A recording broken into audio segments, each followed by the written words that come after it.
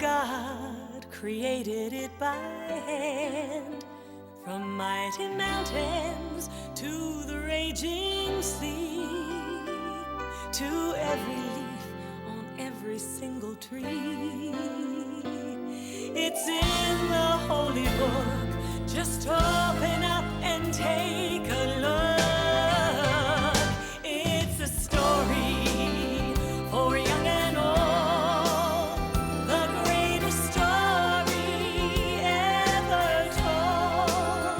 So lend an ear and you will hear the greatest story. The greatest story.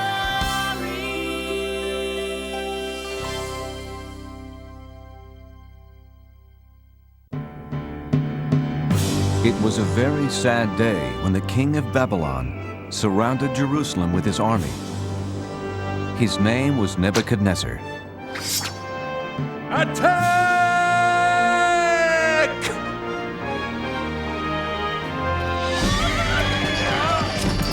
The king and his army stole things that belonged to God. Then they destroyed his temple. The king then ordered that the stolen things be taken back to Babylon, but that was not all he stole. Ashpenaz, take the brightest young men in Jerusalem. They must be very healthy and very smart, so they can work for me in my palace. Don't touch those. They are from the temple. They belong to God. Take everything back to our kingdom.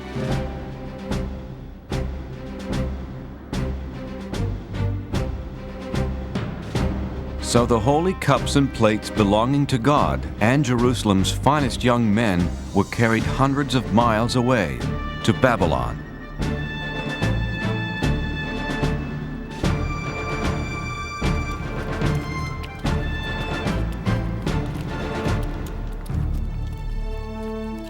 Among those taken were Daniel and his friends, Shadrach, Meshach, and Abednego.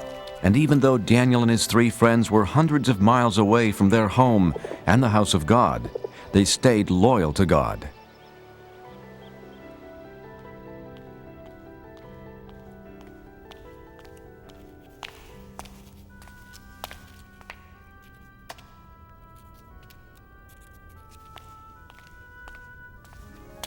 Are you studying hard? This is impossible. We'll never learn to read and write your language. God was with Daniel and his friends.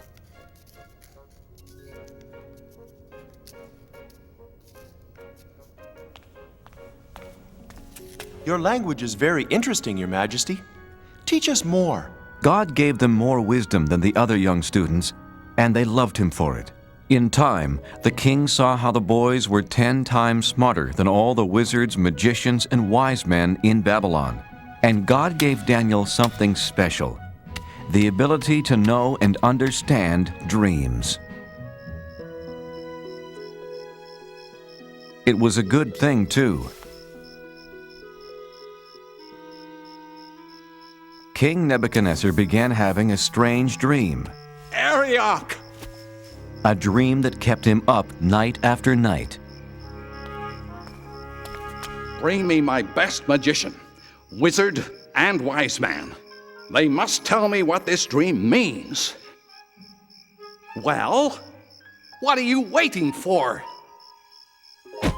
On my way, O king. Sleep, sleep. I've got to get my sleep. O king, live forever. What do you want to know? Ask any question. We have all the answers.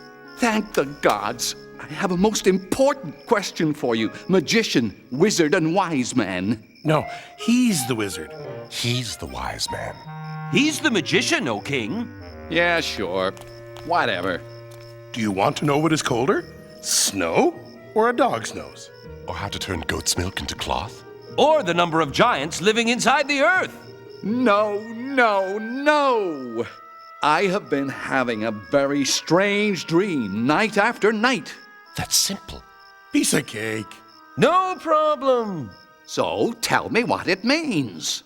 Okay, but tell us what your dream was. Then we'll tell you what it means. Oh, no. If you are so smart, first tell me what I dreamed, then tell me what it means. You want us to tell you what you already know? Then tell you what you don't know? But you'll know if we know what you already know? Yes, yes, yes. I knew you were smart. Are you kidding? No way. Forget it. Tell me what I dreamed right now, or I'll punish all of you. But no one on earth can do such a thing. Only the gods can tell you that. And they don't live on Earth. That's it. Now I'm mad. I'll not only punish the three of you, but Ariok! Get rid of all the wizards, magicians, and wise men in Babylon! Well, what are you waiting for? On my way, O king. Arioch went to Daniel's house. He told him about the king's order to punish every wise man in Babylon. Wait, Arioch. Please, don't harm anyone tonight. Daniel, you're my friend. I'll wait, but only until tomorrow morning. Let's pray, my friends. God must help us understand the king's secret dream. No one should be harmed over this. Wake up, Daniel. I've come to explain the king's secret dream to you. Thank you, God. Oh, king, there's someone here to tell you what your dream means. Impossible. Who could be smarter than my wizard, magician, and wise man? One of the captives from Judah. You can tell me about my dream? No, not I. Is this some joke, Arioch? But God in heaven can explain all secret things.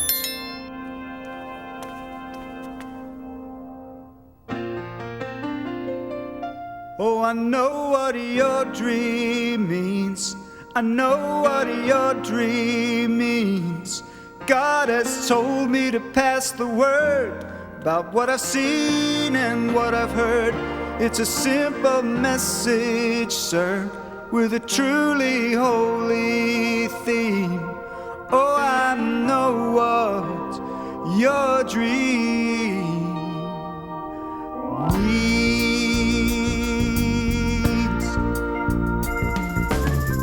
Oh, King Nebuchadnezzar, believe me, it's my pleasure to come here to you and shed some light. I've been praying to God, and this may sound awfully odd, but I understand the dream you had last night. Saw a statue with a head of gold. He was bronze and iron with big clay toes, symbolizing kingdoms of this earth. The golden face that I saw shining means down here you're the number one king. I'm giving you the facts for all they're worth. Oh, I know what your dream means. Oh, I know what your dream means. God has told me to pass the word about what I've seen and what I heard. It's a simple message, sir, with a truly holy theme. Oh, I know what your dream means. Now the rock that rolled on down and brought the statue to the ground shows that earthly kingdoms soon will pass. Yeah, the interpretation is that out of all the nations, God's is the kingdom that will last. Oh, I know what your dream means. Oh, I know what your dream means.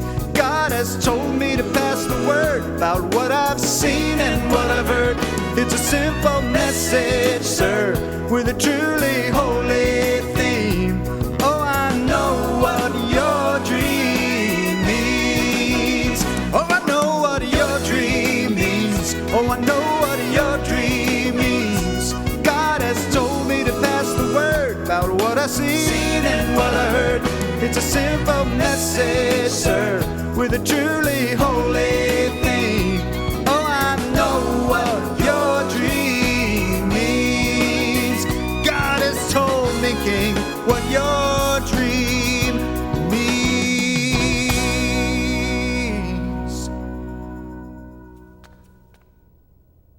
Exactly right. You are smarter than all of my wizards, magicians, and wise men put together. Not me, sire. God told me this secret. Not because I'm greater than anyone else, but so you can know what it means. But what does it mean? You're king for now, but neither you nor your kingdom will last forever. But God's kingdom will last forever. Your God is the God of gods, the King of all kings. Your God tells people things they can't possibly know. You deserve a reward. From this moment on, you will rule over Babylon for me and be in charge of all my wise men. O king, I beg you, do not punish them. Of course, anything you ask. What was your name again? Daniel, if I am to rule, I need help. I have 3 wise friends. Make Shadrach, Meshach, and Abednego leaders of Babylon as well. It shall be done, Daniel. Many years passed, and after King Nebuchadnezzar left the throne, his son Belshazzar became king. Daniel stayed in Babylon, and every day, 3 times a day, he faced Jerusalem and prayed to God.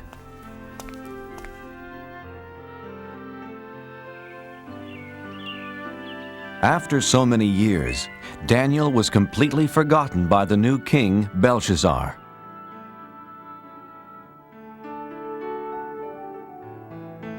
One night, King Belshazzar had a big party. The foolish king used cups and plates stolen from the house of God. Is everyone having fun? By drinking from the stolen cups, he dishonored God. He only believed in false gods made from gold, silver, bronze, iron, wood, and stone. Well, let us thank the gods for this wonderful party.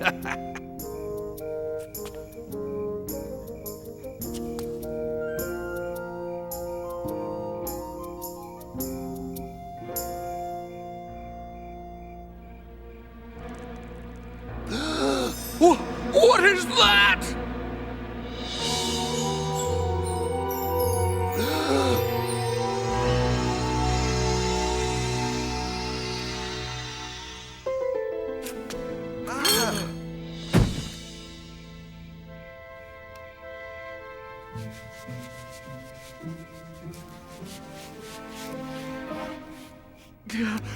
Wizards, magicians, wise men, come here, quickly! What does it say? Read it to me.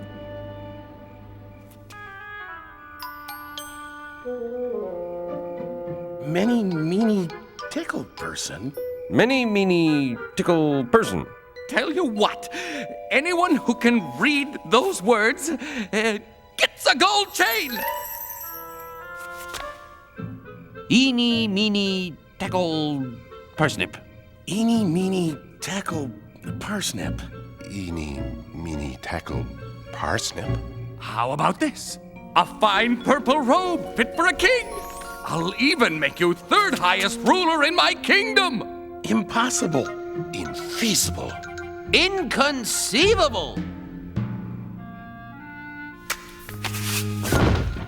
Is there no one in my kingdom who can read these strange words? I know of someone, my son. Tell me, Mother, who is it? In the days of your father, this man had wisdom like the gods. Call for Daniel. Are you Daniel? The one who believes in the God who created heaven and earth? Look, the gold chain, the purple robe, and 3rd highest ruler in the kingdom. Everything is yours if you can read these words. King Belshazzar, Keep your gifts, or give them to someone else. Oh, then you can't read it either. But I can. And I will tell you what it says. Your father was so proud and stubborn he lost his kingdom. God rules over everything on earth, and he decides who will be king. You know all this, but you aren't sorry for the terrible things you've done.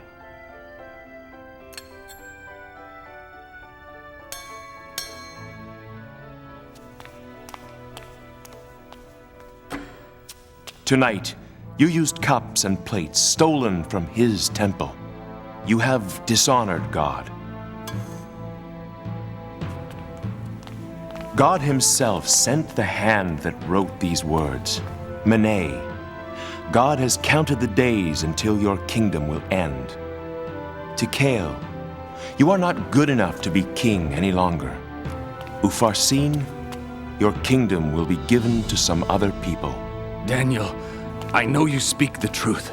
King Belshazzar kept his promise and gave Daniel the purple robes and golden chain and made him the third highest ruler in the land. What Daniel said did come true that very night.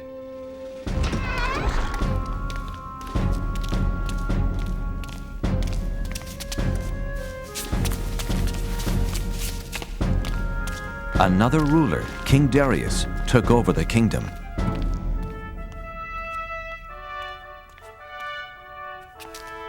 The new king picked 3 men to rule the kingdom, and since God had made Daniel very wise, Daniel was one of the 3.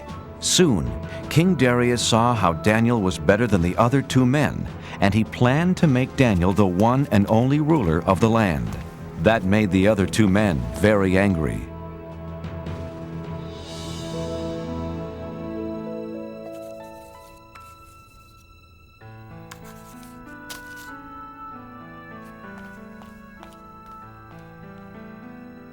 The 2 mean wise men wanted to make Daniel look bad. But he always told the truth and was not lazy nor dishonest. We must make Daniel look bad. But how? He is just too good. I have an idea. Daniel really, really believes in his God. We will use that against him.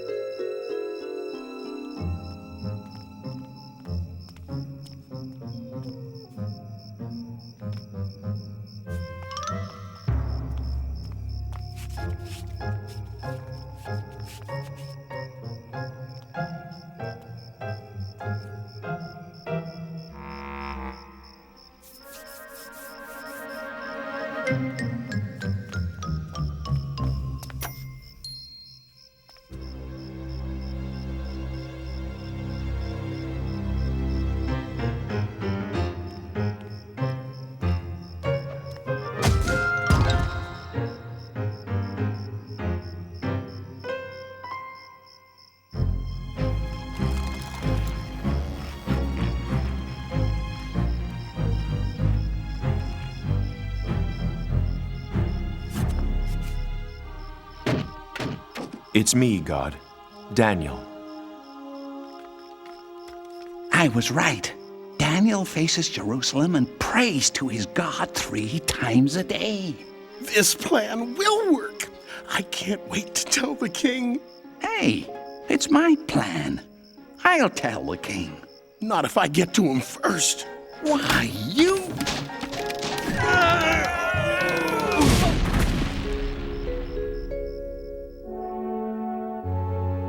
Theirs was a terrible plan to get rid of Daniel.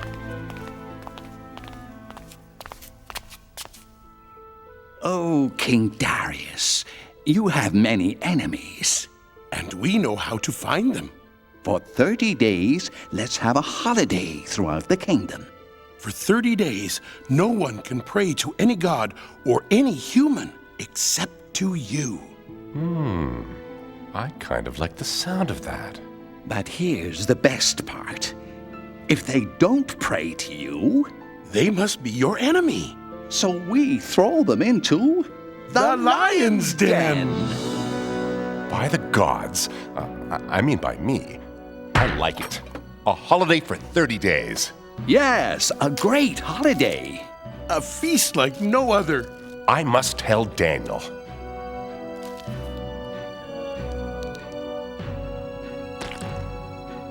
It's a wonderful new law. Daniel heard about the new law, but he was still loyal to God. He's breaking the king's new law. My plan worked. Daniel is praying to his God. Let's throw him into the lion's den. Wait, it wasn't your plan. It was my plan. Was not. I'm much wiser than you.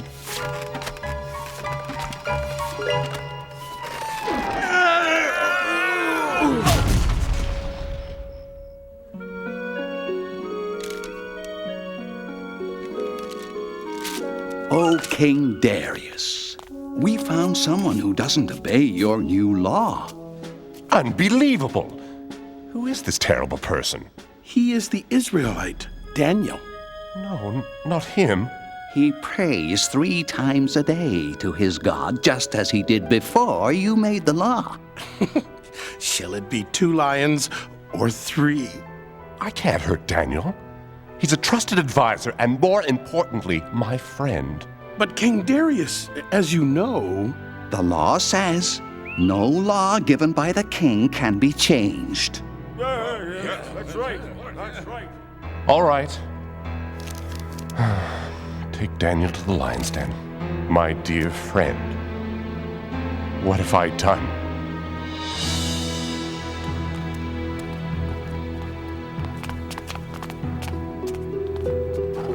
I'm sorry, Daniel. I don't want to do this.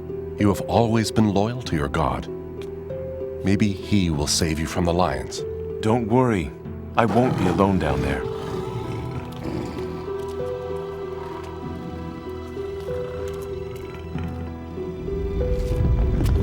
So that no one would move the stone and let Daniel out of the den, King Darius sealed the opening with his royal seal.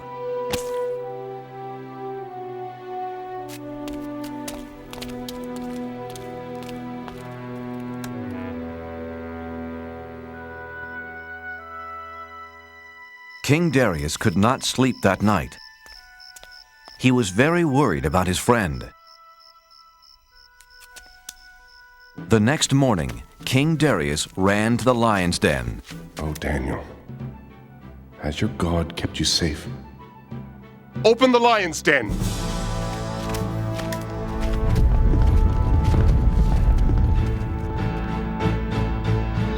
But there was nothing to fear.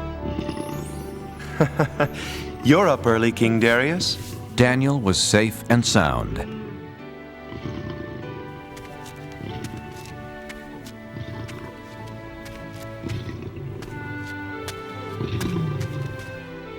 I can't believe my eyes. You're okay. When the lions attacked, God saved me. He sent an angel to close their mouths. The lions didn't hurt me.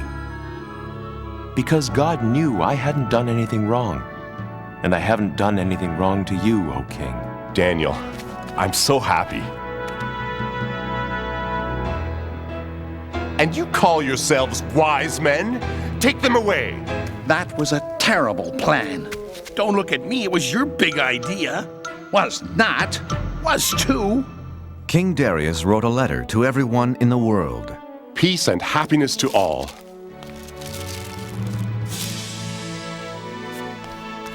From now on, all of you will respect the God of Daniel.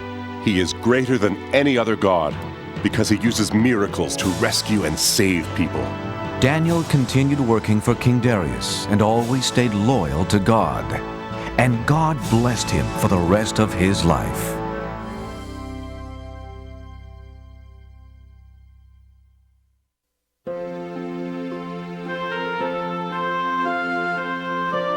Many, many years ago, in the land of Israel, the people were waiting for a very important event.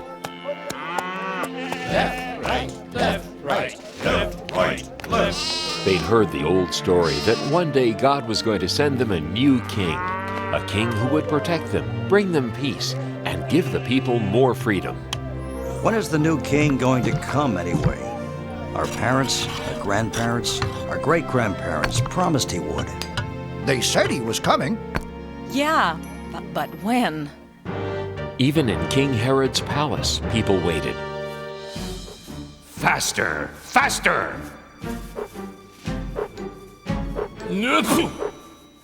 When will that new and better king get here? What was that? Nothing. No talking aloud. You will eat only bread and water for the next 30 days. No, 50 days. Oh. Old stale bread. And only 4 drops of water. No, make that 3 drops of water a day. What are you looking at? Then, one day, in the town of Nazareth, a young woman named Mary had a most amazing visitor, an angel.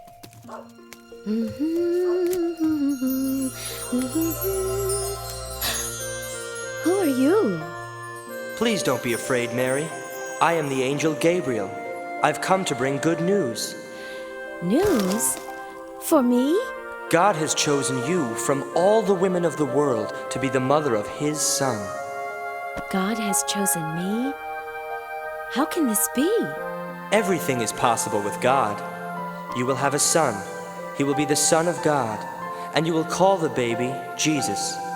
Whatever God wants, I will do. Oh.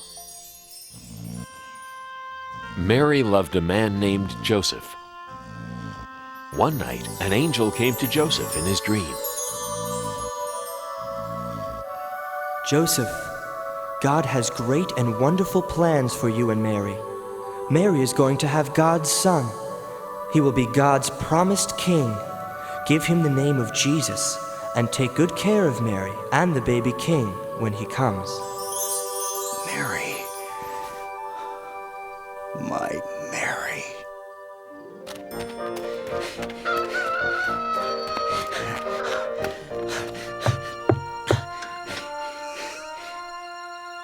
God sent an angel to tell me about the child. I love you, Mary. I love you too, Joseph. Soon after, Mary and Joseph were married. It was right about at this time that Augustus Caesar, the emperor of the whole Roman Empire, wanted to count the people who lived under his rule. 25, 26, 27. There are 692 people from the town of Hebron, and 839 from the town of Jericho. Add it to the list. 28, 29, 30. I'm getting tired. Send servants out to count all the people in my land. Everyone was ordered to go to their hometown so they could be counted. Joseph had to take Mary to Bethlehem, the town where he was from. Bethlehem was very far away.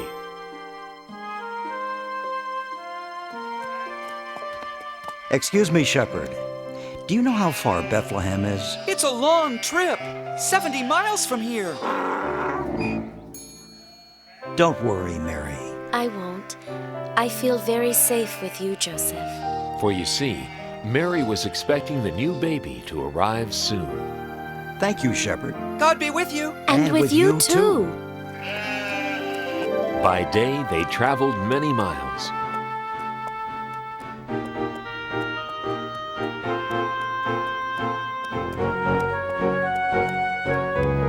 We're more than halfway there. I'm sure we'll be there in no time.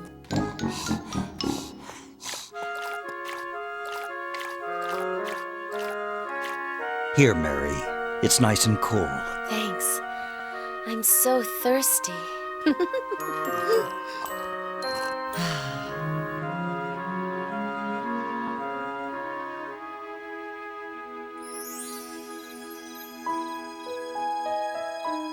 At night, they slept in the open air.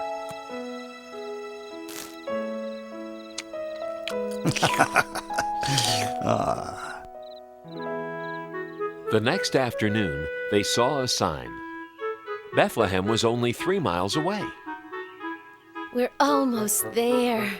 Soon we'll be in a comfortable room at the inn. There were many travelers in Bethlehem that night. Where can I get a good meal? Where's the inn? Where's a good place to stay? Good evening, kind man. Can you tell us how to get to the inn? Of course. Why not take the shortcut? Just go around this corner, then up the steep hill. You'll pass the granary, then go right, then left, then 2 rights, then your second left, then let's see. Right, left, and you're there. Thank you. You're welcome. Huh?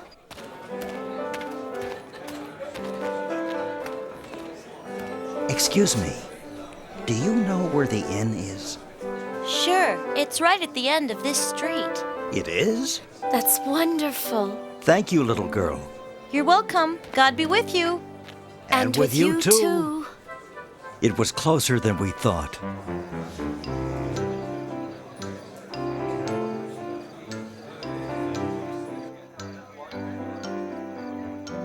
We're here. Yes. Quit pushing. I'd like a room for my wife and myself. So would everyone. We have too many people here now. My husband keeps saying yes, yes, yes. Tonight, we'll have to sleep in the kitchen. But we've been traveling for days. What's going on here? They want a room. What else? I'm sorry. We really have no more space at all. My wife is very tired. We came from very far away. Yes, so have a lot of people. And my wife is expecting a baby. I'll tell you what I can do. We have a stable out back. It's full of animals, but at least you'll have a roof over your heads. It'll be warmer and safer than sleeping out in the open. Thank you. You're very kind. Come, I'll show you. You have some important company. I hope you'll be comfortable here. It's the best I can do. Thank you. We're very grateful. Let's try and make the best of it.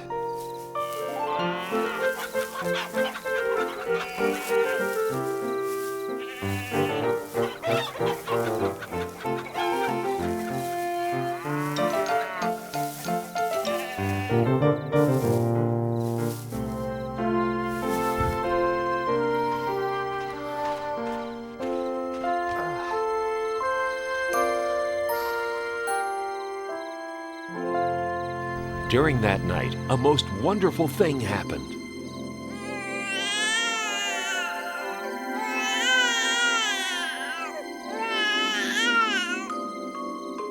The baby was born, God's little son. We'll call the baby Jesus. Mary and Joseph loved their new baby boy very much. I must wrap him to keep him warm and comfortable. The ox's feeding box. Jesus can sleep in here.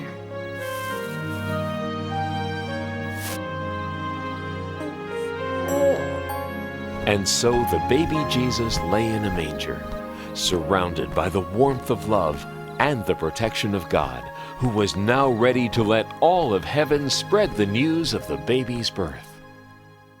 That night, just outside the town of Bethlehem, shepherds were watching their sheep. How can you let your sheep walk around all night? He should be sleeping. My sheep? That one is yours. You make him go to sleep. I'm not going to walk way over there. You take care of him. No, you. No, you. Look, it's no big deal. You just have to be nice to him, that's all. What do you mean? Just tell him to go to sleep. Hey, sheep! Go to sleep! Come over here, little guy. It's time to sleep. Come Come here, this way. Greetings. Don't be afraid, shepherds. I bring good news of great joy. Tonight, a most wondrous thing has happened. Here in Bethlehem, the Son of God was born. He is Christ the Lord, the King that comes from God. His name is Jesus, and he is wrapped snugly in a manger. A manger? You can go see him right now. It is the happiest time of the world. Whoa! Wow. Ow!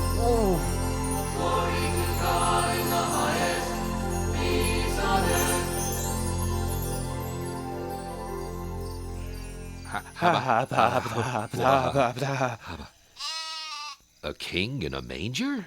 Right here in Bethlehem? I always thought he'd be in a palace. Let's go into town and see what the angel's talking about. Let's go into town and see what the angel is talking about. I just said that. Then let's go. Whoa! This way. Hey, where are you going? Get back with the other sheep.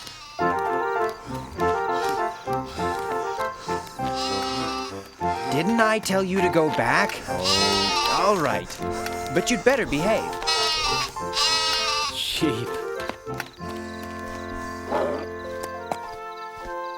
The angel was right. Look.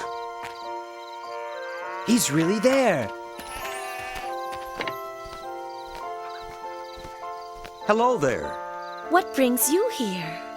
We came to see the baby sent from God. We know about him because an angel came and told us. Then many angels came and sang about God's glory and peace on earth. The angel said he'd be wrapped snugly and lying in a manger. Just like this. It's true. What the angel said is true. The Son of God, the King, in a manger.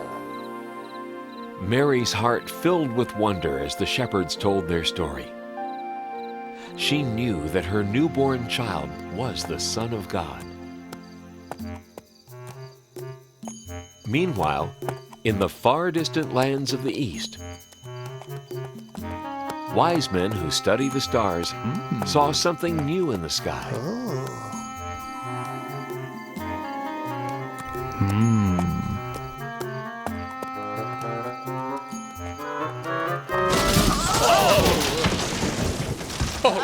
Oh dear, dear. Oh my. I beg your pardon. Not at all. It was entirely my fault. No, it was me, really. I wasn't looking where I was going. I was noticing that star. So was I. What a coincidence. I was too. I study the stars. So do I. So do I. Oh dear. Oh dear. I am from the Far East. I am from the Near East. I am from the Mid-East. Have you ever been to the furthest east? Yoo-hoo! Wise men! Down here! You fellas wouldn't by any chance happen to know where that big fat star came from? This was just what we were wondering. We've never seen that star before. It's a completely new star. Unless... The star is a sign from God. Of course! Oh my, a sign from God? That has to be it. The star is a sign from God? Yes, I see. No, I don't. What are you talking about? You see, it is said that a new and bright star will be seen in the sky when the new king is born. Really? But there it is, the new and bright star. It's also said that if we follow that star, it'll lead us to the new king.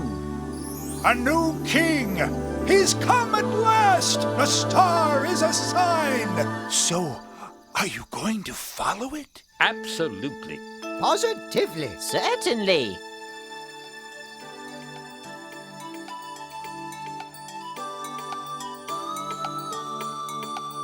We're gonna follow that star as long as it takes, no matter how far, guiding us on to the child, the chosen one.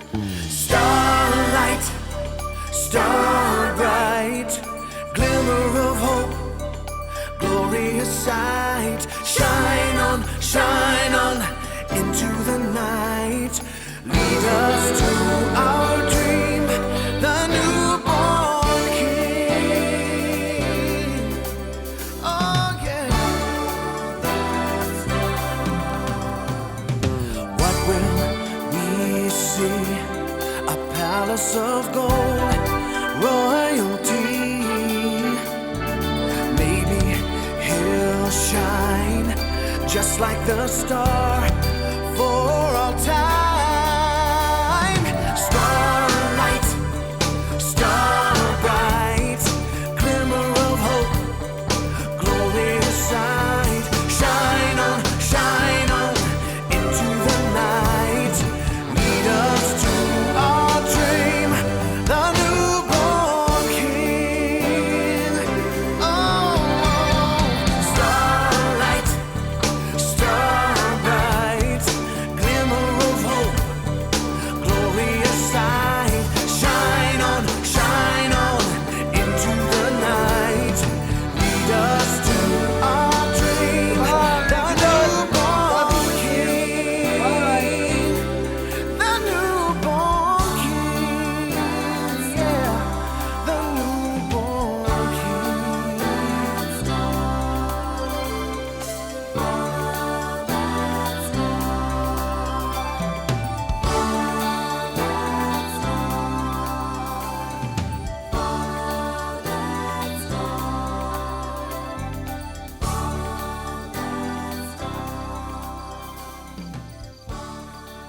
Go west, wise men, and bring us the news. So the wise men traveled far from the east. They kept following the star, never taking their eyes off it, not knowing where it would lead them.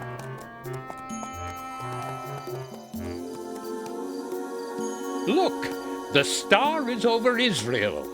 We should go to the king's palace in Jerusalem. The newborn king must be there.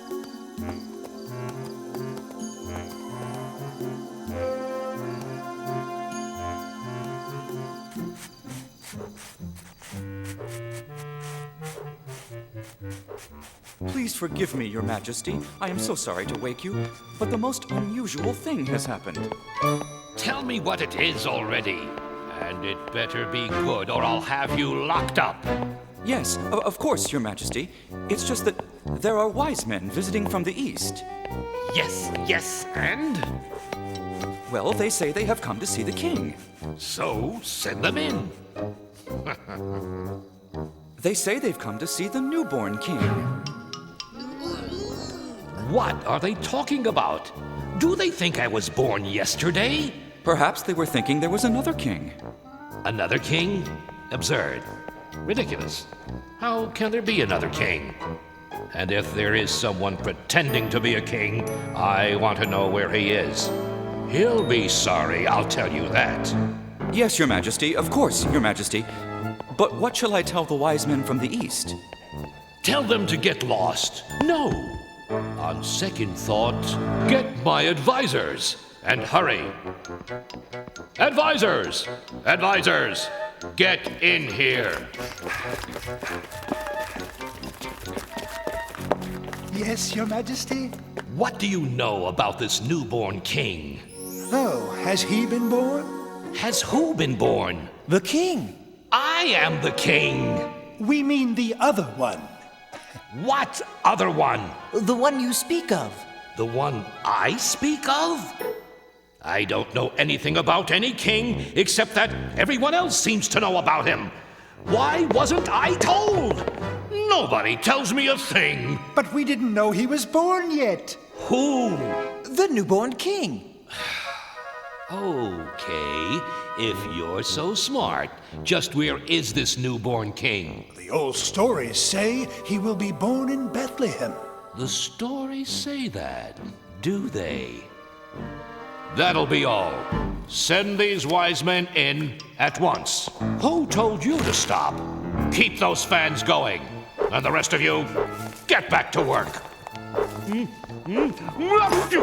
Your Majesty, I present the wise men from the east. King Herod, we have come to meet the newborn king. And where did you hear of this king? We saw the star that God put in the sky. A star? From God? A beautiful star. A bright star. A sign from God.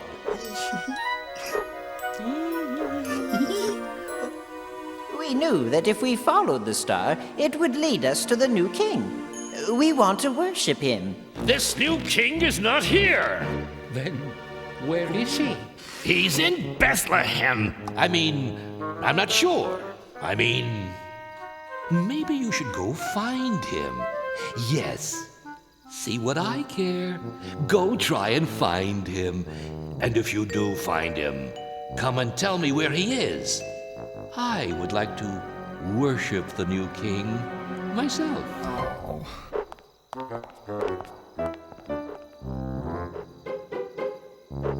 Enough of that.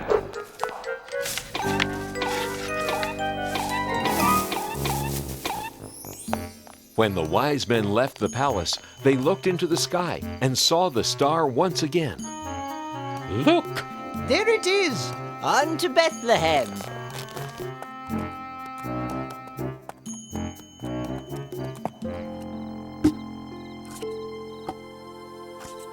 The wise men followed the star right into Bethlehem. Up this way! Come on, everyone! Come see the newborn king! And there, right above the manger, was the star. The wise men knew they had been guided to the right place.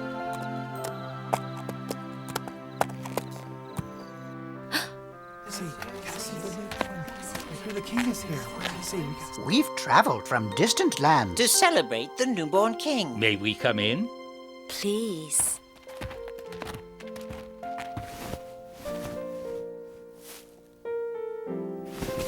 We knew the baby was born because of the star. We followed it all the way here.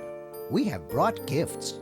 The wise men gave Jesus gold and sweet-smelling perfume and incense. Thank you.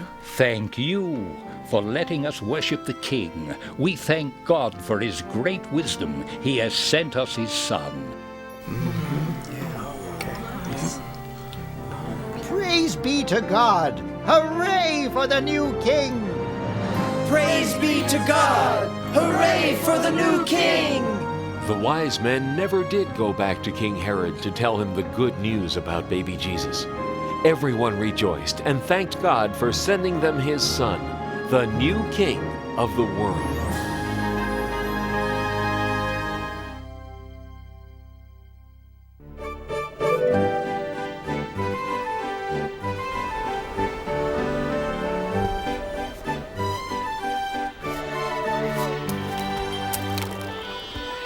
In the land of Israel, there was a prophet named Jonah. A prophet taught other people about God and his love. Jonah told his friends and neighbors that God loved all people. And like God, Jonah tried to love all people and all creatures.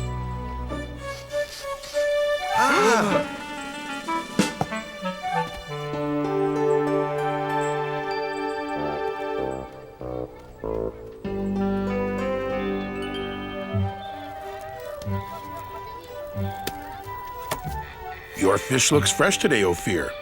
Yes, Jonah, the freshest you will ever meet or eat. You know how much I love eating fish. And I'll take a bag of peanuts. I see someone just as hungry as I am.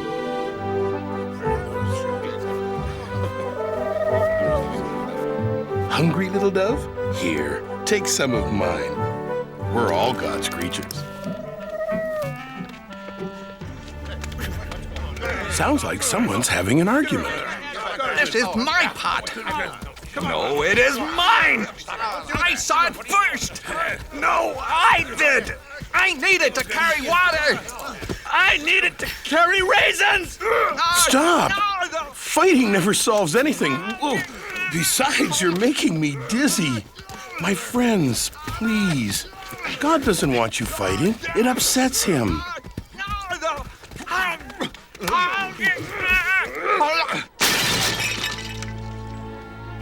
Now neither of you gets the pot.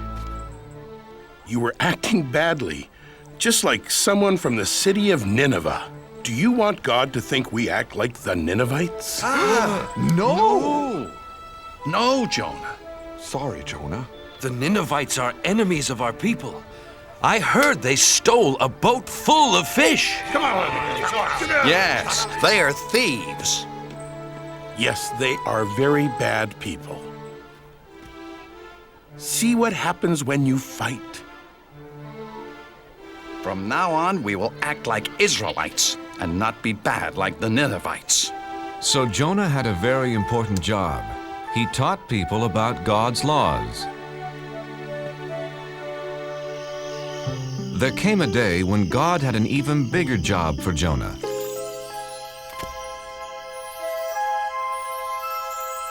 Hello, Jonah. God, it's nice to hear your voice. I have an important job for you. What is it? I will do anything for you. There are some people who are not obeying my laws, Jonah.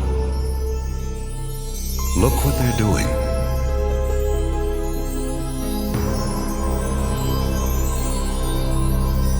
The people of Nineveh steal.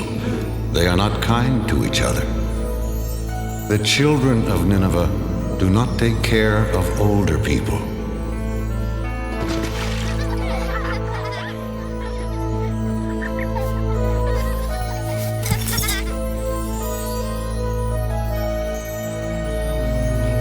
Others are lazy.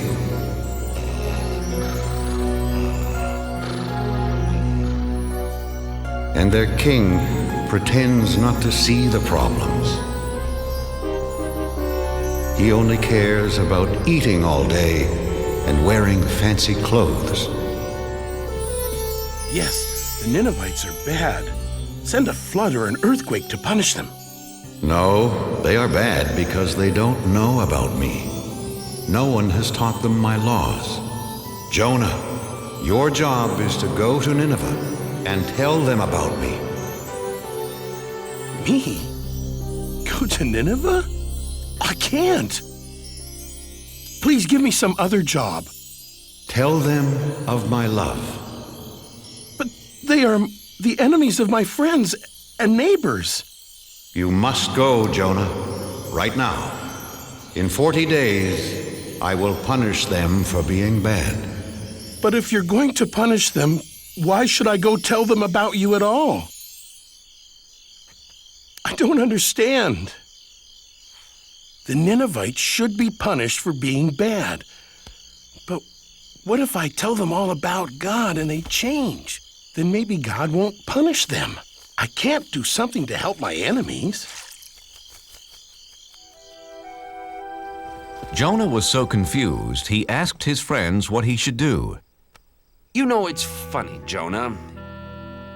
Usually, we come to you with questions. This time, I want to know what you think. How can I preach to the enemies of the Israelites? Simple. You can't. Ophir is right, Jonah. Don't go there. Don't tell them about God. You do have a problem, Jonah. If you don't preach to them, you disobey God. If you do preach to them, you'll disappoint all your friends. Nobody said being a prophet was easy, Ophir. Wait, I know. I'll just hide from God. Sure, but where can you hide from God? Why, in your store, of course. I know my plan will work, Ophir. If I hide here for 40 days, then God will punish the Ninevites and no one will be mad at me.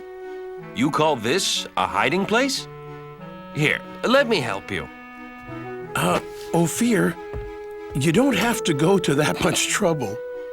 Look, if you're going to hide from God, you've got to do it right.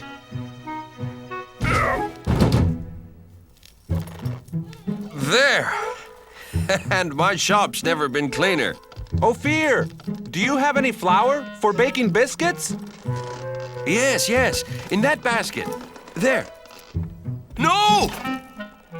Wait! No! No!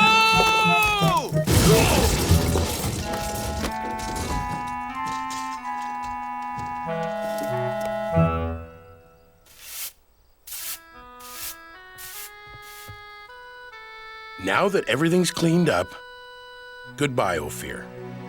What? But Jonah, why are you leaving? I'm in the way, and I can't hide from God here in Israel. It's the first place he'd look for me. So where will you go? As far away from Nineveh as I can. I'll travel to the other side of the world, to a city called Tarshish. God will never find me there. We'll miss you, Jonah. Thank you. I have a very lonely trip ahead of me because God will not be with me. So Jonah traveled as far away as he could to run away from God. First, he walked across dry deserts. Then he climbed high mountains.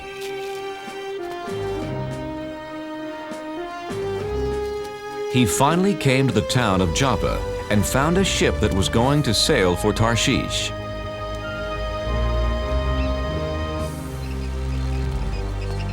Captain, my name is Jonah. Can I sail with you to Tarshish? Sorry, Jonah. This ship only carries sailors and cargo. Besides, it's bad luck to bring a stranger on board, you know. The sailors on this ship weren't Israelites. They believed in many different gods. Ahoy, mate! Help me with this statue! Sure! Why not? What? Please, Captain, I must sail away with you. Why? Because I am running away from God. Why? Because he gave me a job to do and I won't do it. I must hide so he won't find me.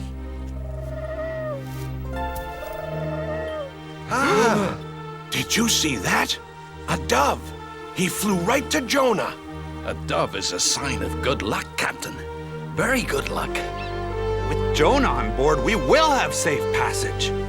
They're right. Welcome aboard, Jonah.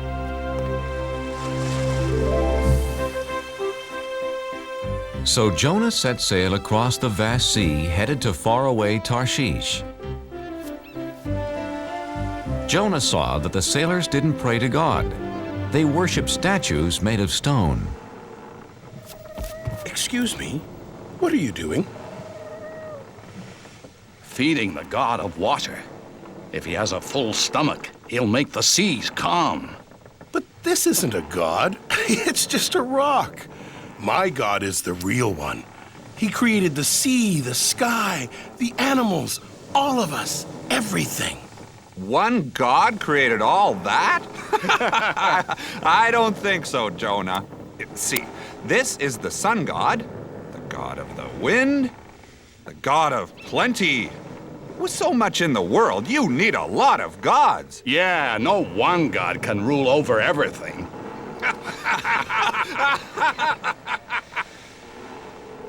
Yes, God does. He is the one and only God. Well then, if he is so wonderful, why are you running away from him? He wants me to go to Nineveh and tell them about him. But they are the enemies of my people, and we'd be better off without them.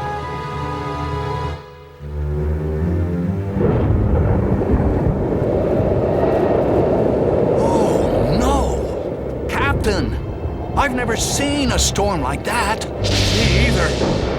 We're in trouble. Whoa!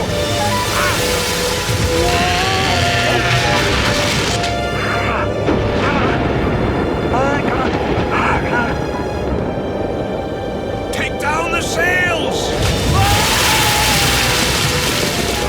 Help! Help! Grab our hands!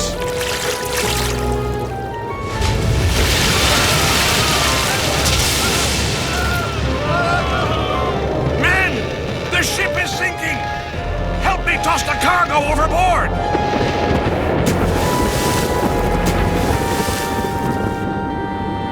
Good. We're safe now.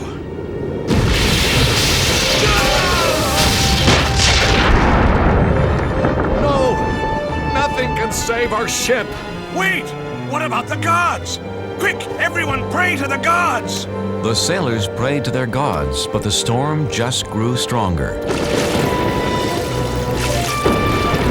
Someone has brought our ship bad luck. Very bad luck. We must find out who it is. Let's throw lots. Then we'll know who brought this storm. The captain and his crew, being superstitious, believed that pieces of wood and bone would tell them who brought bad luck to their ship. There! The lots point to the man who brought us bad luck. It's Jonah! Where did you come from? And who are your people? I am an Israelite, and I worship the God of heaven. I'm running away from him, and he has found you. Jonah, what can we do? How do we make the storm go away? Throw me overboard. You must save yourselves. Please, Captain. We have no choice. We must throw Jonah into the sea. His God is more powerful than any of our gods. Jonah, I'm sorry. We've done everything we could do. I know, Captain. It's not your fault. I made God angry. It's me, not you, who should be punished. God of the Israelites, we're sorry for having to throw Jonah into the sea.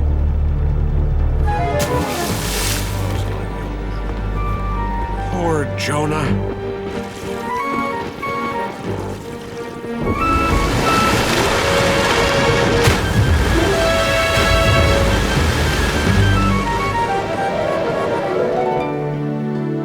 May your God forgive you, Jonah. Jonah found himself in the whale's belly. Now he was really alone. God, I'm sorry for trying to hide from you. Do you hear me, God? Jonah prayed to God for 3 days and 3 nights.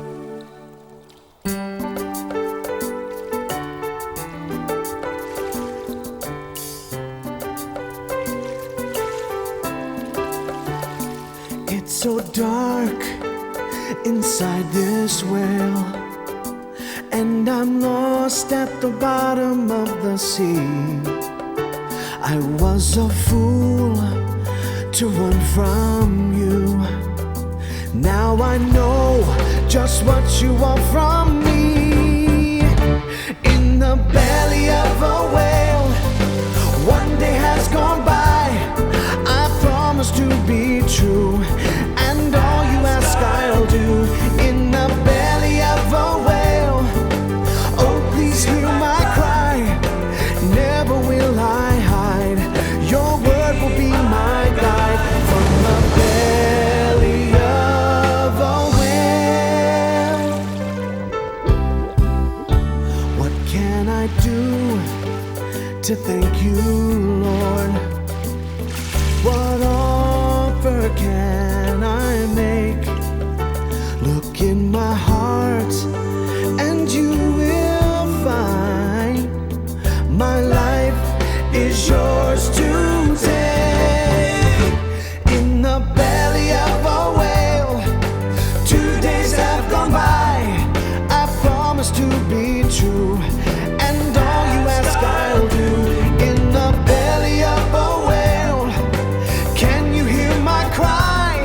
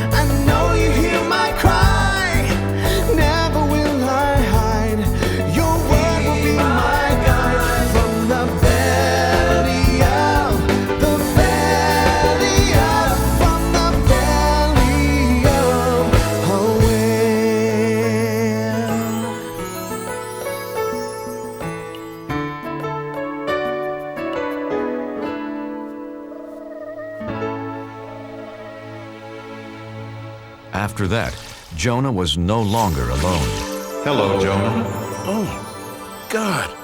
I'm so glad that you're here with me. You tried to hide from me. Oh, yes. And I now know that was really, really wrong. Jonah, you have learned your lesson. Come on, let's get you out of here.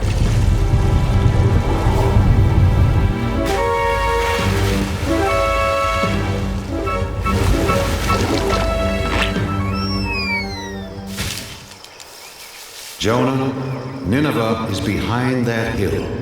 Hurry, go tell them about me and about my love. God, I'm ready to do it now. So Jonah went to Nineveh, and what he had to say was so wonderful. All of the people listened. They believed, and best of all, they changed. God says we shouldn't steal from each other. We are all brothers and sisters in this world. Would you steal from your own family?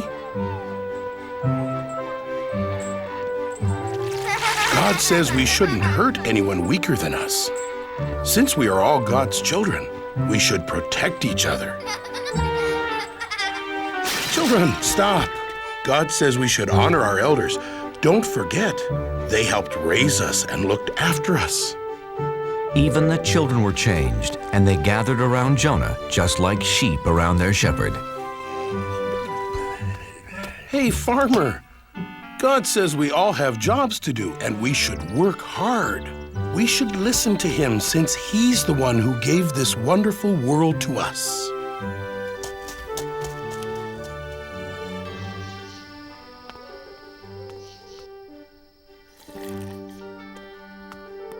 O King of the Ninevites, this is no way to lead your people.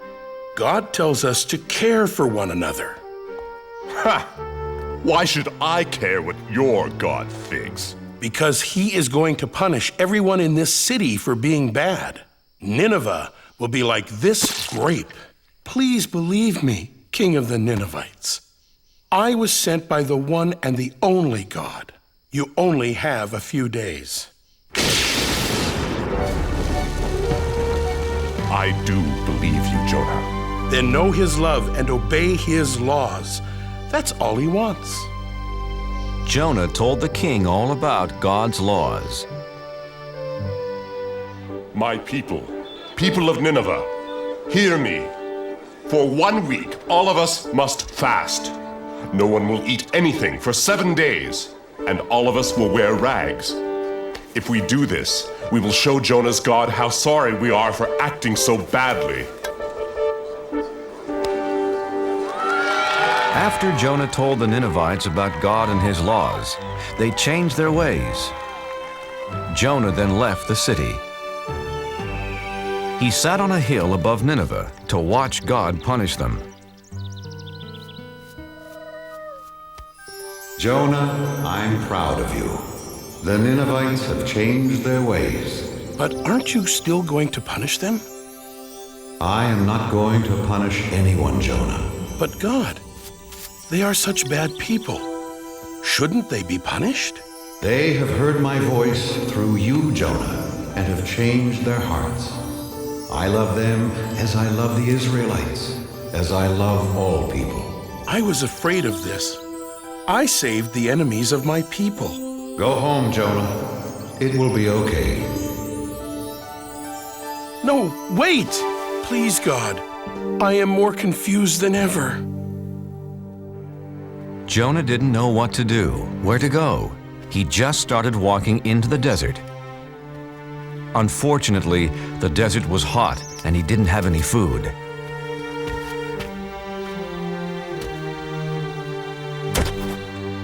I'm so tired, hungry, and thirsty.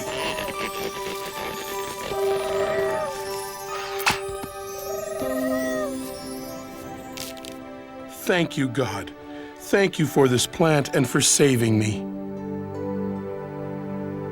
The next morning, the plant was dead, and Jonah was mad. He was mad because God let a worm destroy the plant.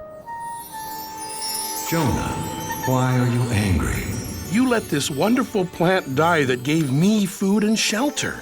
Like you took away my hope yesterday when you didn't punish the Ninevites. You're mad because the plant is dead. You cared more about this small plant than the whole city of Nineveh. But you didn't do anything to keep it alive. So? How do you think I'd feel if I punished all the people of Nineveh? There are men, women, and children that I made and cared for over many years.